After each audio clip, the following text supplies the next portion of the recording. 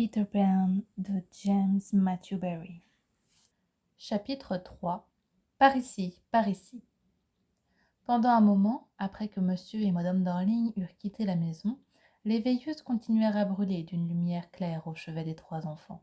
C'étaient de petites veilleuses terriblement jolies, et l'on ne peut s'empêcher de regretter qu'elles ne soient pas restées éveillées pour voir Peter.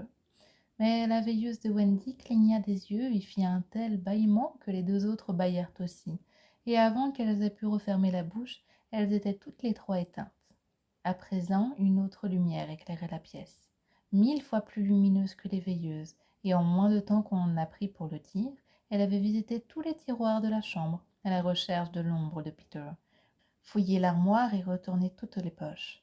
Ce n'était pas vraiment une lumière. Elle produisait de la lumière en se déplaçant par éclairs, mais lorsqu'elle finissait par se reposer une seconde, on pouvait voir qu'elle saisissait d'une fée, pas plus grande que votre paume, encore en pleine croissance. C'était une fille, nommée Clochette, vêtue d'une délicieuse robe de feuilles mortes, au décolleté carré, qui mettait parfaitement en valeur sa silhouette, dont les formes avaient des rondeurs ravissantes. Un moment après l'entrée de la fée, un souffle ouvrit la fenêtre, poussé par les petites étoiles, et Peter jaillit à l'intérieur. Il avait transporté Clochette une partie de chemin, et ses mains étaient encore couvertes de poussière de fée. « Clochette !» appela-t-il doucement après s'être assuré que les enfants dormaient. « Clochette, où es-tu » Elle était pour le moment à l'intérieur d'une cruche, ce qui lui plaisait extrêmement. C'était la première fois qu'elle visitait une cruche. « Oh, sors de cette cruche, et dis-moi, sais-tu où ils ont mis mon ombre ?» Le plus beau des tintements, comme celui que feraient des clochettes d'or, lui répondit. Telle est la langue des fées. Vous autres, comme la plupart des enfants, vous ne l'entendez jamais, mais si vous l'entendiez, vous comprendriez que c'est un son que vous avez déjà perçu une fois. Clochette disait que l'ombre était dans la grande boîte. Elle voulait parler de la commode, et Peter sauta sur les tiroirs, puis éparpilla des deux mains leur contenu sur le sol, comme un roi qui jette à la foule la petite monnaie. En un instant, il avait retrouvé son ombre, et, dans sa joie, il oublia qu'il avait enfermé Clochette dans le tiroir. Il avait pensé, mais je ne crois pas qu'il ait jamais pensé, que lui et son ombre, une fois l'un près de l'autre, se réuniraient comme deux gouttes d'eau. Et lorsqu'il vit que tel n'était pas le cas, il fut consterné. Il essaya de la coller avec un savon qu'il trouva dans la salle de bain, mais ce fut un nouvel échec. Un frisson parcourut Peter. Il s'assit sur le sol et se mit à pleurer. Ses sanglots réveillèrent Wendy, qui se redressa dans son lit. Elle n'était pas effrayée de voir un étranger pleurer sur le sol de sa chambre.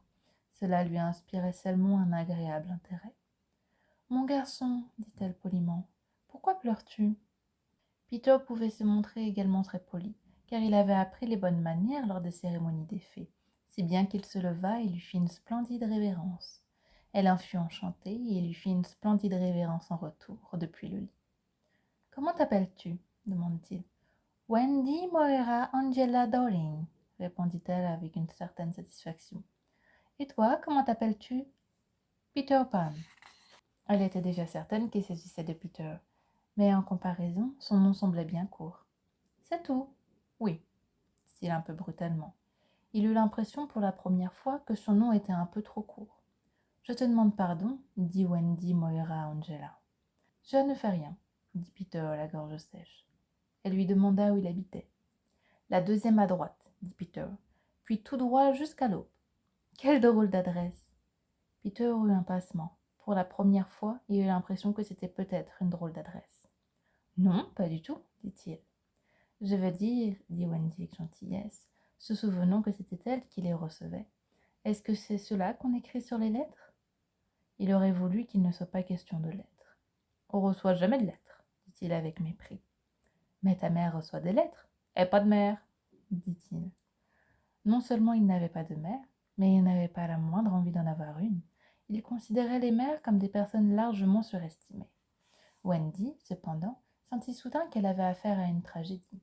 « Oh, Peter, cela ne m'étonne pas que tu pleures, » dit-elle, et elle sortit du lit et courut vers lui. « Je ne pleurais pas sur les mères, » dit-il avec indignation. « Je pleurais parce que je n'arrive pas à recoller mon ombre.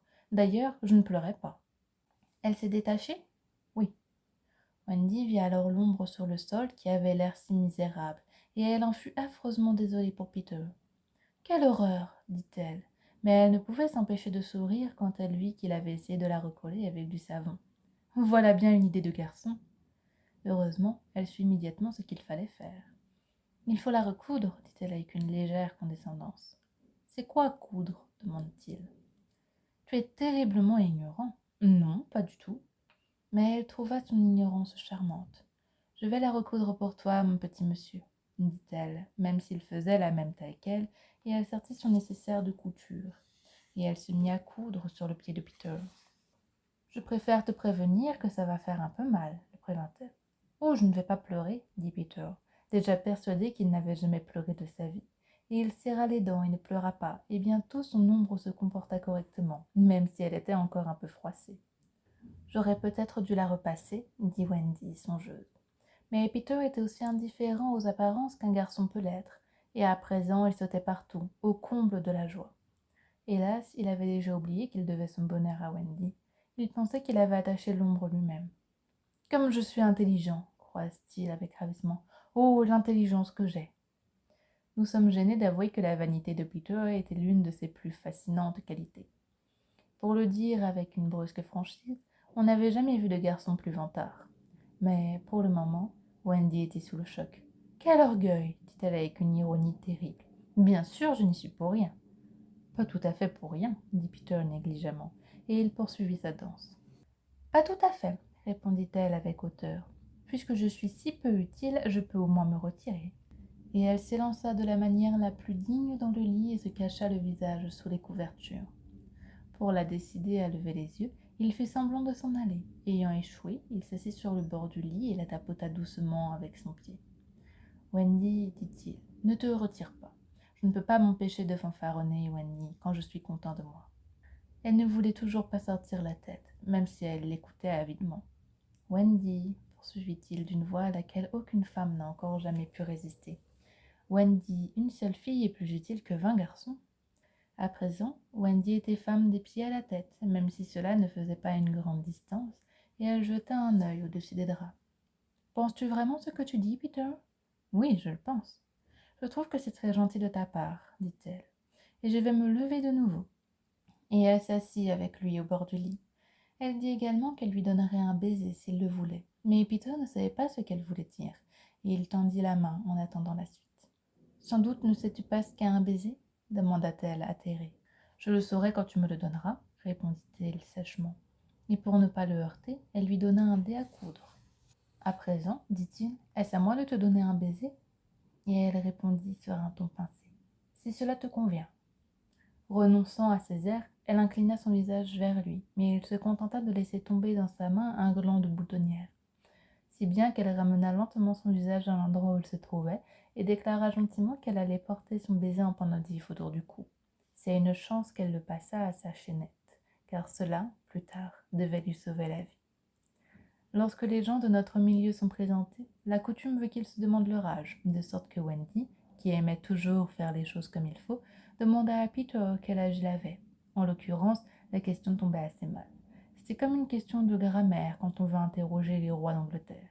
« Je ne sais pas, » répondit-il embarrassé, « mais je suis assez jeune. » Et il n'en avait réellement aucune idée, il n'en avait que des soupçons, mais il dit à tout hasard « Wendy, je me suis enfuie le jour où je suis née. » Wendy fut très surprise, mais très intéressée, et elle lui fit signe, suivant les charmantes manières des salons, en donnant une tape sur la chemise de nuit qu'il pouvait s'asseoir près d'elle.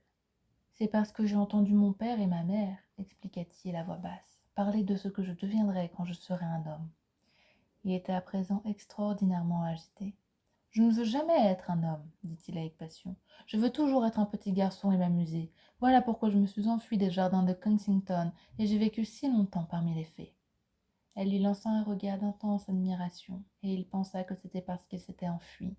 Mais en réalité, c'était parce qu'il fréquentait les fées. Wendy avait vécu une telle vie à la maison que la fréquentation des fées lui semblait une chose tout à fait exquise. Elle déversa un flot de questions à leur sujet, ce qui l'étonna beaucoup, lui qui les considérait plutôt comme des nuisances qui se mettaient à travers de sa route, et ainsi de suite. D'ailleurs, il avait parfois dû leur donner une fessée. Pourtant, dans l'ensemble, il les aimait, et il lui raconta l'origine des fées. « Tu comprends, Wendy, lorsque le premier bébé rit pour la première fois, Son rire se brisa en 1000 éclats qui répondirent dans tous les sens, et c'est ainsi que vinrent les faits. Ennuyeux discours, mais qui plaisait à une fille aussi casanière que Wendy. Et donc, poursuivit-il avec bonhomie, il devrait y avoir une fée pour chaque garçon et chaque fille. Devrait, mais ce n'est pas le cas. Non, tu comprends, les enfants en savent tellement de nos jours que très vite, ils ne croient plus aux fées, et chaque fois qu'un enfant dit « je ne crois pas aux fées », il y a une fée quelque part qui tomberait morte. Vraiment, il pensait qu'ils avaient maintenant assez parlé de fées, et elle fut frappée que Clochette soit restée aussi calme. « Je me demande où elle est allée, » dit-il en se levant, et il s'appela Clochette par son nom. Le cœur de Wendy palpita soudain avec agitation. « Peter !» cria-t-elle en s'accrochant à lui. « Tu ne vas pas me dire qu'il y a une fée dans cette chambre ?» ?»« Elle était là un instant, dit-il un peu agacé. « Est-ce que tu ne l'entends pas ?» Et ils tendirent tous deux l'oreille. « Le seul bruit que j'entends, dit Wendy, c'est comme un tintement de cloche. C'est ça, c'est Clochette, c'est la langue des fées. Je crois que je l'entends aussi. » Le bruit venait de la commode, et Peter prit un air joyeux. La joie qui se peignait sur le visage de Peter était sans égal, et son rire était le plus beau des gazouillis. Il avait gardé son tout premier rire. « Wendy, lui dit-il joyeusement, je crois que je l'ai enfermée dans le tiroir. » Il laissa la pauvre Clochette sortir de son tiroir, et elle voleta dans la chambre en hurlant de colère. « Tu ne devrais pas parler comme ça, rétorqua Peter. « Bien sûr que je suis tout à fait désolée, mais comment aurais-je pu savoir que tu étais dans le tiroir ?» Wendy ne l'écoutait pas. « Oh, Peter !» s'écria-t-elle. « Si seulement elle voulait bien rester immobile et me laisser la voir. » « Elle reste rarement immobile, dit-il. » Mais pendant un moment, Wendy vit la romantique silhouette faire une pause sur la pendule. « Comme elle est belle, dit-elle, même si le visage de Clochette était encore déformé par la colère. »« Clochette, dit gentiment Peter, cette dame dit qu'elle aimerait bien t'avoir pour fée. » Clochette répondit avec insolence. « Que dit-elle, Peter ?» Il fallait qu'il traduise. « Elle n'est pas très polie. Elle dit que tu es grande et moche et qu'elle est ma fée. » Il tenta de discuter avec Clochette. « Tu sais que tu ne peux pas être ma fée, Clochette, parce que je suis un monsieur et que tu es une dame. » À quoi Clochette répondit en ces termes « Grosse bourrique !» et disparut dans la salle de bain. « C'est une fée tout à fait vulgaire, » expliqua Peter comme pour l'excuser. « Elle s'appelle Clochette parce qu'elle répare les bouilloires et les casseroles. » Ils étaient tous les deux dans le fauteuil à présent, et Wendy l'accablait de questions. « Si tu ne vis plus dans les jardins de Kensington ?»« J'y vis encore, parfois. »« Mais en général, où est-ce que tu habites maintenant ? Avec les garçons perdus ? Qui est-ce ? Ce sont les enfants qui tombent de leur landau quand les nounous regardent ailleurs. S'ils ne sont pas réclamés au bout de 7 jours, on les envoie au loin, au pays du jamais, pour éviter les dépenses. Je suis leur capitaine. Ça doit être amusant. Oui, dit Peter avec malice, mais nous nous sentons assez seuls. Tu comprends, nous n'avons aucune compagnie féminine. Parmi les autres, il n'y a aucune fille ? Oh non, les filles, tu sais, sont beaucoup trop intelligentes pour tomber de leur landau. Cela flatta énormément Wendy. Je trouve, dit-elle, que tu as une façon absolument charmante de parler des filles. John, ici présent, n'a que mépris pour nous. En réponse, Peter se leva et d'un coup de pied arracha John de son lit, de ses couvertures et du reste. Wendy trouva que c'était plutôt brutal pour une première rencontre, et elle lui fit remarquer avec à-propos qu'il n'était pas le capitaine dans sa maison. Cependant, John continua à dormir si paisiblement sur le sol qu'elle lui permit d'y rester. « Et je sais que tu as voulu être gentil, » dit-elle attendrie. « Alors tu peux me donner un baiser. » En cet instant, elle avait oublié qu'il ignorait tout des baisers. « Je pensais bien que tu voudrais que je te le rende, » dit-il un peu amer. Et il tendit de nouveau le dé à coudre. « Oh, pardon, » dit Wendy. « J'ai dit un baiser, mais je pensais à un dé à coudre. »« Qu'est-ce que c'est ? » ?»« C'est comme ça. » Elle l'embrassa. « Marrant, » dit Peter d'un ton grave. « Maintenant, à moi de te donner un dé à coudre ? » Si tu le souhaites, dit Wendy, gardant cette fois la tête droite. Peter la déaccoudra, presque aussitôt. Elle poussa un petit cri. « Qu'y a-t-il, Wendy ? C'était exactement comme si quelqu'un me tirait les cheveux. Ce doit être Clochette, je ne l'ai jamais vue aussi méchante. » Et en effet, Clochette virevoltait à nouveau, multipliant les gros mots. « Elle a dit qu'elle t'en fera autant, Wendy, chaque fois que je te déaccoudrerai. »« Mais pourquoi ? Pourquoi, Clochette ?» De nouveau, Clochette lui répondit. « Grosse bourrique !» Peter ne comprenait vraiment pas pourquoi, mais Wendy le comprit, et elle fut un tout petit peu déçue quand il reconnut qu'il ne venait pas à la fenêtre de la chambre pour la voir, mais pour écouter des histoires. « Tu comprends, je ne connais pas d'histoire. Aucun des garçons perdus ne connaît d'histoire. »« C'est parfaitement horrible, dit Wendy. « Est-ce que tu sais, demanda Peter, Pourquoi les hirondelles construisent leur nid dans les combles des maisons? Elles écoutent les histoires. Oh, Wendy, ta mère te racontait une si belle histoire. C'était quelle histoire? Celle du prince qui ne pouvait pas retrouver la dame qui portait la pantoufle de verre. Peter, dit Wendy avec passion. C'était Cendrillon, et il finit par la trouver, et ils vécurent heureux et eurent beaucoup d'enfants. Cela rendit Peter si joyeux qu'il quitta le sol, où ils étaient assis, et se précipita vers la fenêtre. Où vas-tu? s'écria-t-elle inquiète. Le dire aux autres garçons? Ne pars pas, Peter, supplia-t-elle. Je connais tant d'histoires. Tels furent précisément les mots qu'elle employa, si bien qu'on ne peut nier que c'est elle qui le tenta en première. Il revint, les yeux jetés à présent un regard avide qui aurait dû l'alarmer, mais qui ne le fit pas. Ah, toutes les histoires que je pourrais raconter aux garçons, dit-elle. Alors Peter lui saisit le bras et se mit à l'attirer vers la fenêtre. Lâche-moi, ordonna-t-elle. Wendy, viens avec moi pour le dire aux autres garçons. Bien entendu, elle était très heureuse de l'invitation, mais elle dit ah, mon cher, je ne peux pas. Pense à maman. D'ailleurs, je ne sais pas voler. Je vais t'apprendre. Oh, c'est tellement beau de voler. Je vais t'apprendre comment on saute sur le dos du vent et ensuite en route. Oh, dit-elle avec ravissement. Wendy, Wendy, tant que tu dors dans ton lit stupide, tu pourrais être en train de voler avec moi et de dire des blagues aux étoiles. Oh. Et Wendy, il y a des sirènes avec des queues immenses. Oh, s'écria Wendy, voir une sirène. Il devenait terriblement rusé. Wendy, dit-il, comme on te respecterait tous. Elle se tortilla de détresse. C'était tout à fait comme si elle essayait de ne pas quitter le sol de la chambre. Mais il n'avait aucune pitié pour elle.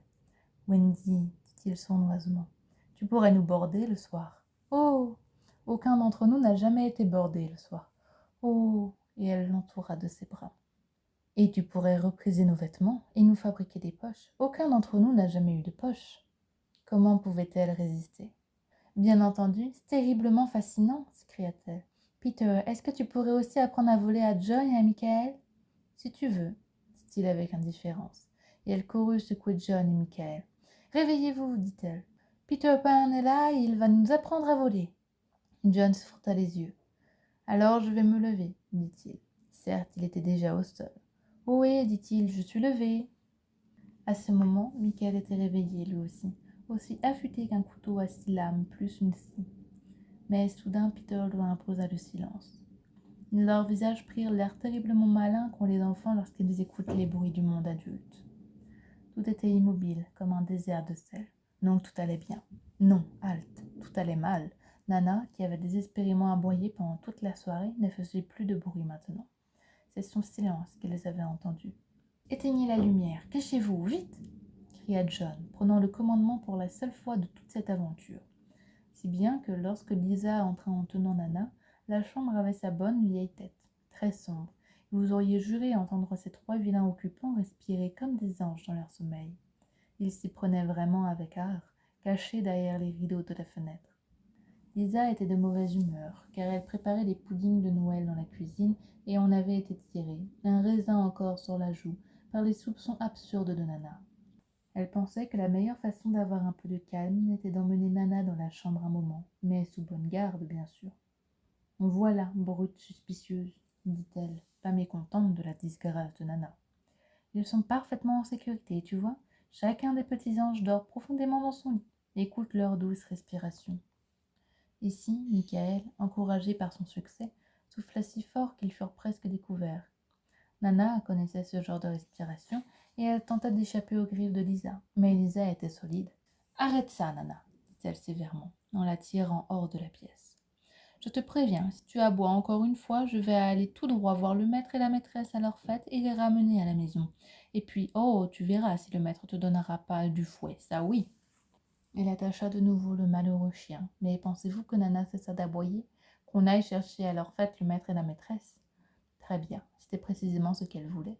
Pensez-vous qu'elle se souciait de savoir si elle serait fouettée, puisque ses accusations étaient certaines? Malheureusement, Lisa s'en retourna à ses puddings, et Nana, voyant qu'elle ne pouvait attendre d'elle aucune aide, tira et tira sur la chaîne jusqu'à ce qu'elle rompit.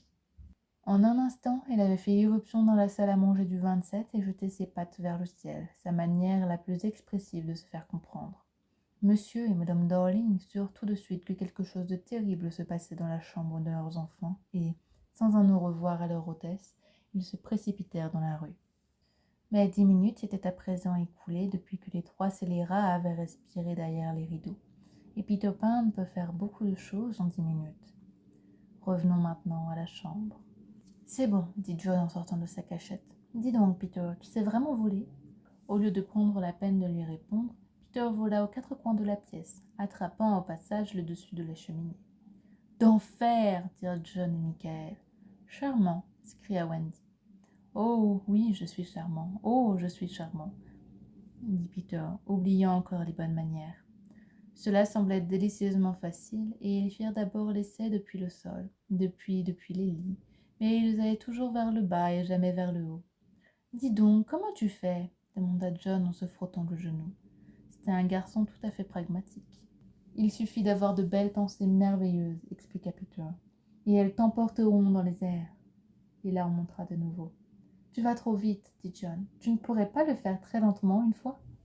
Peter vola d'abord lentement, puis rapidement. J'ai compris maintenant, Wendy, cria John, mais il s'aperçut bientôt du contraire. Pas un seul d'entre eux ne pouvait décoller d'un pouce, même si Michael savait déjà lire des mots de 2 syllabes alors que Peter ne faisait aucune différence entre A et Z. Bien sûr, Peter s'était moqué d'eux, car personne ne peut voler à moins d'avoir reçu de la poussière de fée. Heureusement, comme nous l'avons mentionné précédemment, l'une de ses mains en était toute couverte, et il en souffla sur chacun d'eux avec les plus admirables résultats. Maintenant, remuez simplement les épaules de cette façon, dit-il, et laissez-vous aller. Ils étaient tous sur leur lit, et le premier Michael fut le premier à se laisser aller. Il ne pensait pas tout à fait à le faire, mais il le fit et fut immédiatement transporté à travers la pièce. « J'ai volé !» cria-t-il, tout en restant dans les airs. John se laissa aller et rencontra Wendy près de la salle de bain. « Oh, ravissant! Oh, d'enfer! Regardez-moi, regardez-moi, regardez-moi !» Ils étaient loin d'être aussi élégants que Peter, car ils ne pouvaient s'empêcher de faire quelques à-coups, mais leurs têtes ballottaient contre le plafond, et il n'y a presque rien de plus délicieux que cela. Peter donna au début un coup de main à Wendy, mais il lui renonçait, car cela scandalisait furieusement Clochette. De bas en haut, ils allaient rond, et rond, et rond. Céleste était le mot de Wendy. Dis donc, cria John, pourquoi est-ce qu'on n'irait pas tous dehors? Bien sûr, c'était dans cette pente que Peter les avait attirés. Michael était prêt. Il voulait voir combien de temps il lui faudrait pour parcourir 1 milliard de kilomètres. Mais Wendy hésita. « Les sirènes !» dit Peter à nouveau. « Oh, et il y a des pirates! Des pirates !» cria John, attrapant son chapeau du dimanche. « Allons-y tout de suite !» C'est précisément à ce moment-là que monsieur et madame Darling, conduits par Nana, se ruèrent hors de la porte du 27. Ils coururent au milieu de la rue en regardant la fenêtre de la chambre. Et oui, elle était encore fermée, mais la pièce était illuminée et, vision saisissante entre toutes, ils purent voir sur le rideau les ombres de 3 petits personnages en chemise de nuit tournant en rond, pas sur le sol, mais dans les airs. Non, pas 3 personnages, 4.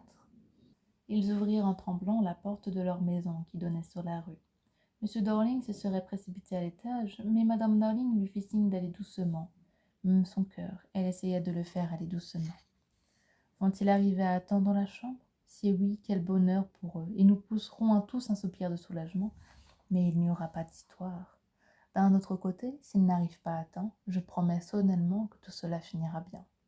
Ils auraient atteint la chambre à temps sans les petites étoiles qu'ils observaient. Une fois de plus, les étoiles ouvrirent la fenêtre d'un souffle, et la plus petite de toutes cria « Cave, Peter !» Alors Peter sut qu'il n'y avait pas un moment à perdre. « Allons-y !» cria-t-il impérieusement, et il se jeta soudain dans la nuit, suivi par John et Michael et Wendy. Monsieur et madame Darling et Nana se précipitèrent trop tard dans la chambre. Les oiseaux s'étaient envolés.